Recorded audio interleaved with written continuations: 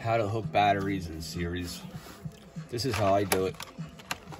These Tyco copper crimps, I buy small size and a larger size. You get them at Home Depot. Got my crimpers, right? Some black tape, and of course heat tape, Captain tape. All right, so here's what we're gonna do. I numbered them so I know which one. Number 1 would be the negative side. I go 2, 3, depending on how many bricks. You could do as many as you like. And the high number would be the red. So I already did one of the connectors, if you want to take a look at how the wire is joined. Now I'm going to show you how I did it. I already spliced these two. The BMS goes on last, but there's other videos on how to hook up the BMS. Right now we're just focused on running these in series. There you got your heat shrink, right? Do a nice clean job. Be careful not to touch the red and the black at the same time. You get electrocuted? Yeah, I'm just kidding. See, look. It's fine. You can only do that when you're doing in series. If you know what you're doing. If you don't know what you're doing, don't even try it. It could not end well. But I'm a pro. And once you do it a few times, you'll be a pro too. Right, nice, good crimp. Okay. There could, these edges are a little sharp. That bothers me a little bit. So what I do is, I add some padding. Haven't had any issues yet. I do a few layers. This is for heat. I doubt. This is probably overkill right here. Nice to have a little extra protection. All right. And then we will add some black tape. This is only for cushion, by the way, this layer of black tape. Just to make sure that there's no sharp edges there poking through. Okay, here we go.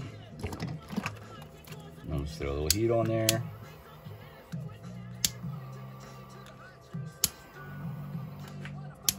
There it is, right? Now I'm gonna show you how to connect the XT90 connector.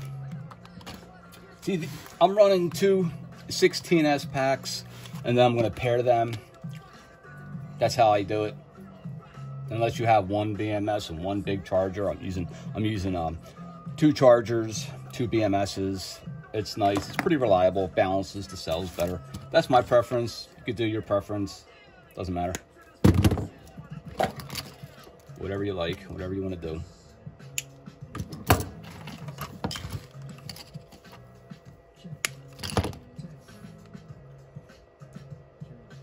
Don't forget the heat shrink. Right, splice it. Now this is going to be a little bigger because it's thicker. So I'm going to use the larger size copper crimp ring. Where did I put this piece? Ah, okay. So this is for the controller, XT90. This goes to my charger. I'm actually going to cut this here to connect my BMS. I'm not going to show you that right now, but that's how I do it.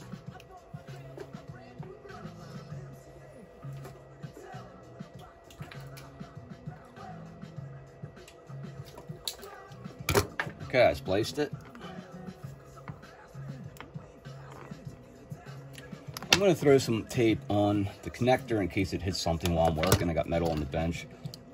My bench is usually much cleaner. I'm a little bit of a rush. I got a few projects going on at the same time. I'll clean up later.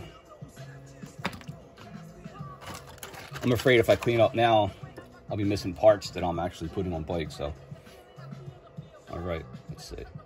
I slide this over first with the flange side out. Let me show you why. When I put these 2 pieces together, okay,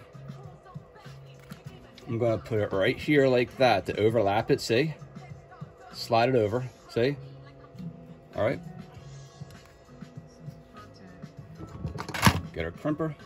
Now this one, I'm going to fold it over too. want to fold it over because I like it neat. So small ones I don't do this to, but this one, the heat shrink fits better and also. Okay, now get that sharp edge off. Okay, this will go to the charger. This one, the little XT60 goes to the charger. This goes to the controller, XT90. All right, let's throw a little tape for the sharp edge and the heat.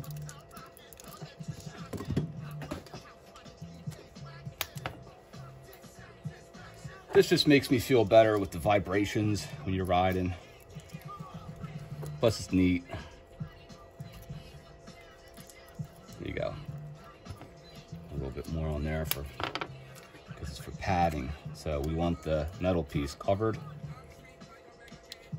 Okay, now apply your heat. Okay.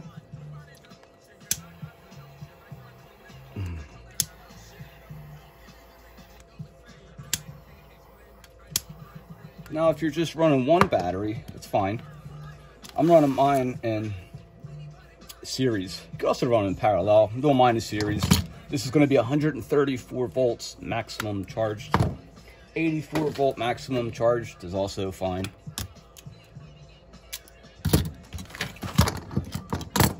Depends on your controller and your bike and your power.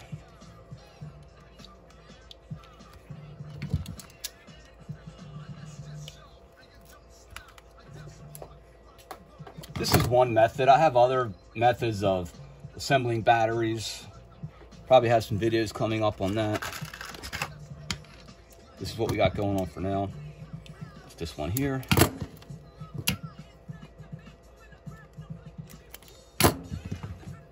Try to keep the bench clean.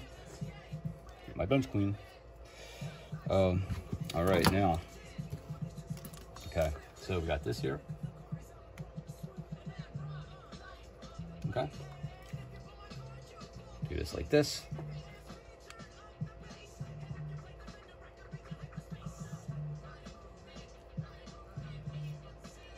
Let's see what we got here.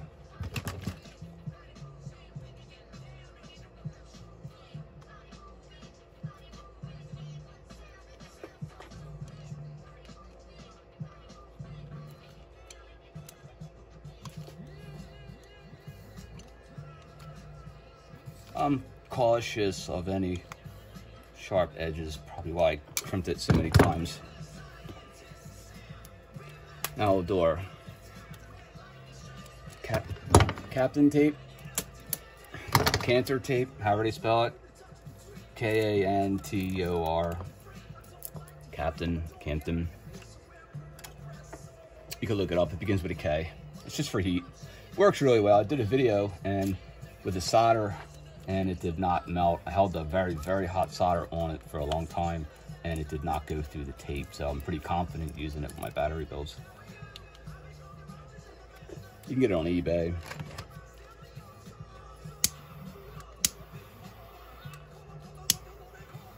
If you look through my videos, you'll see with the gold tape how it's spelled and what it looks like and everything. Okay, nice and clean. Now the most important part is checking your work. If something is wrong, it won't be correct. I know that this one is 16S. The cells are charged at 3.80. Maximum charge is 4.2. But this is Stewart's charge. So I'll show you the, we'll check the work here. If something's wrong, it won't be correct. See, there's 60.4. Most people won't do it this way, but I'm going to show you how I'm running my batteries for a 32S build today. So they're both, I checked both, 60.5. Here's what I'm doing now. I'm going to run separate chargers, separate BMSs, but I'm going to series the 2 packs here, but I don't series the BMSs. So let's see. Okay, that's fine. That's good there. And let's see if I do this correct. All right, let's see. So I put these two batteries together. Let's check the volts here. Check my work.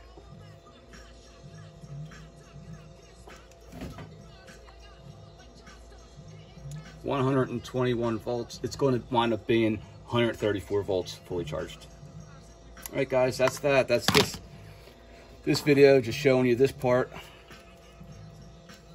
Good luck with your battery builds. I hope this was helpful.